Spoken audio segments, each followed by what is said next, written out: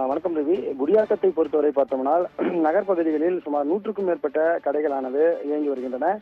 இந்த கடைகள் பார்த்தோம்னால் சாலை ஓரங்களில் இருக்கின்றது. குறிப்பாக இந்த சாலை ஓரங்களில் அந்த ஏற்கனவே கழிவுநீர் கால்வாயானது அமைக்கப்பட்டிருக்கின்றன. அந்த கழிவுநீர் கால்வாய் மேலே பார்த்தோம்னால் சிமெண்ட் பூசப்பட்டு அந்த கடைகளுக்கு செல்வதற்கு ஏதுவாக அந்த பகுதியில் சிமெண்ட் பூசப்பட்டிருக்கின்றன.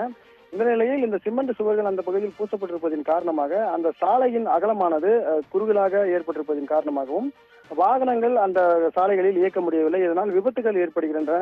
ஆகவே இந்த பகுதியில் இருக்கக்கூடிய இந்த ஆக்கிரமிப்புகளை அகற்ற வேண்டும் என ஏற்கனவே சமூக ஆர்வலர்கள் பொதுமக்கள் ஏற்கனவே கோரிக்கை வைத்திருந்தனர். அந்த அடிப்படையில் பார்த்தோம்னால் குடியாத்தம் நகராட்சி சார்பில் ஏற்கனவே 15 நாட்களுக்கு முன்பு நோட்டீஸ் ஆனது ஒன்று ஒட்டப்பட்டன. அதாவது இந்த சாலைகளில் இருக்கக்கூடிய ஆக்கிரமிப்புகளை அகற்றும் பணியானது துவங்க உள்ளதாகவும் இது போன்ற ஆக்கிரமிப்பு இருக்கக்கூடிய கடைகளுக்கு முன்பு இருக்கக்கூடிய ஆக்கிரமிப்புகளை அந்த உரிமையாளர்களை அகற்றிட வேண்டும் என்று ஏற்கனவே நோட்டீஸ் ஆனது வழங்கப்பட்டிருக்கின்றன.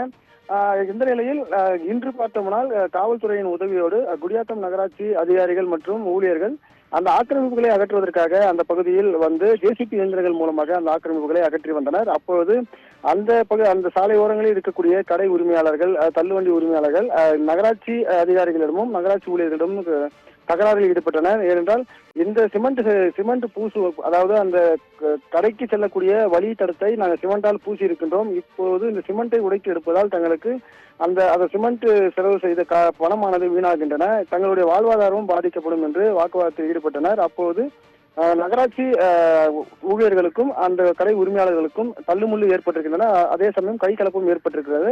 உடனே அங்கிருந்த காவல்துறையினர் இவர்களை தடுத்து நிறுத்தி நகராட்சி ஊழியர்களை மீண்டும் செல்லும்படி அனுப்பியிருக்கின்றனர். உடனே கடை உரிமையாளர்கள் நகராட்சி அதிகாரிகள் மீதும் அந்த ஊழியர்கள் மீதும் நடவடிக்கை எடுக்க வேண்டும் என்று சாலை மறியல் போராட்டத்தில் ஈடுபட்டனர்.